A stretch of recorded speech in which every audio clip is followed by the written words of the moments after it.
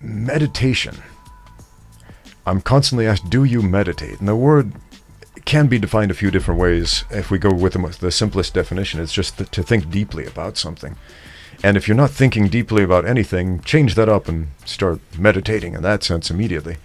But how do you meditate? Meditate, well, I think everybody meditates and they just don't understand that they are. Like, my idea of what meditation is, it's not really thinking deeply, but it is thinking deeply. But what I mean by that is meditation is simply focusing your mind on something, like having extreme fixation on something, putting everything to the front of your mind.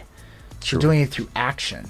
So anything can be meditation. You know, you can think about the traditional sense, where like as a monk or like a yogi, just in a stance, you know, crisscross applesauce. That's what everybody likes to think. But really, that's just one perspective of meditation. I mean, I was raised Catholic. Catholic monks doing the rosary beads. That's meditation. Doing a rosary is meditation. You're going through each section of the bead through meditative trance, focusing strictly on a prayer in which you're hoping to have some spiritual enlightenment. That is a form of meditation. The Muslims do it too. They have their own prayer necklaces. That's meditation. Also doing their ritual of continuous prayer through the day. That's meditation. That is meditation. Right. Buddhists do that too. You know, evangelicals do that too in their own way. And, you know, it's just, and that's just a religious standpoint. There's other ways to meditate. How do I meditate myself these days? I lift weights. When I'm lifting a weight, I'm not thinking about anything else except focusing on the weight and the motion that I'm going up and down, up and down. That's interesting you mentioned that. I love the term moving meditation. Mm-hmm. Like, some of the most popular videos I have on YouTube, I filmed them in the weight room of the old gym over at the JX Fight Club immediately after lifting weights. Because for some reason, like that was the time I would, when I lifted, I would just focus on the lifting. I wouldn't think about the questions I was going to answer. I just knew in the back of my mind I was going to answer some people's questions afterward. And right after I lifted the weights, I set up my camera and just started recording. And there was an immense clarity in those moments. Yes. Yeah, this clarity, and for some reason, those videos are the ones that resonated the most with people. And maybe it had something to do with, obviously it had something to do with that. I mean, when you were able to focus like that, not just, you know, with your mental energies, but with your physical energies, it increases the quality of what you do. It increases the quality of how you can speak and communicate. Yeah. So, man, that's tremendous. Lifting weights, moving meditation, I love that. It is, and it's absolutely true. And it's the same with somebody who shadow boxes forever, or who does shadow wrestling forever, or if you're doing yoga. Everybody, so let's put it this way. You associate yoga with meditation, but not weightlifting. But yoga is a physical exercise. You are adding physical pressure to your body. It is a dynamic movement exercise. So it's got to be associated. Both of them have to be connected, and that's just physical. And we've only discussed physical and religious. There's other things too. A painter, paint a picture. That's meditation. You go all Bob Ross. That is meditation. How is it not?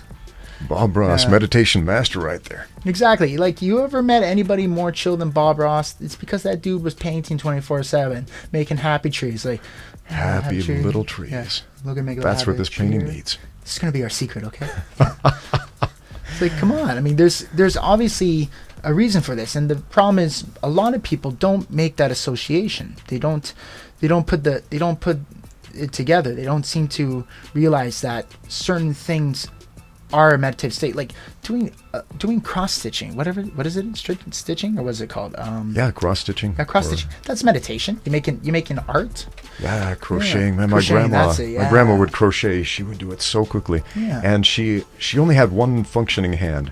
Her right hand, she had most of it chopped off except the thumb. Jeez. In an accident when she was a teenager working at a plywood factory. But she would just sit down and somehow, with one functioning hand and one thumb, crochet an afghan within an afternoon. Wow. Like an entire blanket. And I would just look at her, think, how she would just get into this very zen state where she was able to do this complex task quickly and enjoy it tremendously. Exactly. And that's the whole purpose of meditation, is to clear your mind. Yeah. and allow for you to re-enter your present situation with a better perspective on how to solve a problem, or how to go after a problem, or how to move forward with the rest of your day. That is all meditation is. So, dude playing golf, that's a good example. Golf is meditation. It's a word I like to use is unplug from the world, if you will. Yes. And there are different ways to do that. Like one thing I love to do is just go on a walk. Yeah. Like sometimes another example of the most popular YouTube videos I have came after I went on a walk. Like I walked for 30 minutes, didn't listen to any music, no phone, no outside influences. Just walk and be alone with my thoughts, my body, myself, my breathing. Not try to think about anything. Just go, and then afterwards come back and sit down and answer somebody's question, and suddenly it really resonates with people on this deeper level. So I should probably do that more often, since my more recent YouTube videos have not been doing as well as far as the sheer numbers. But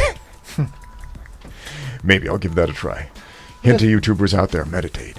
Well, yeah, I mean, if I would recommend anything, it's that. Now, the thing is, there's no reason why they can't go together. Why you can't have your mental and physical health go together when you're doing activities. So, yeah, that's what I recommend. And your mind is your body is your mind, in so many ways. I mean, I'm not trying to solve the hard problem of consciousness here and say that our brains light up because our consciousness acts, or our consciousness acts because our brains light up, but there is definitely a connection between what is going on physiologically and what is happening mentally. Absolutely. And it should not be ignored. Absolutely. Like, I mean, most, I know a lot of influencers, ones that at least I follow a lot, they really credit their success to their ability to their strong mental dexterity. So, for example, Jocko Willink and David Goggins, those guys both say, strong mind, strong body. It's really what it comes down to. And, if you're able to apply that, you will usually have better outcomes, especially in crisis situations like now.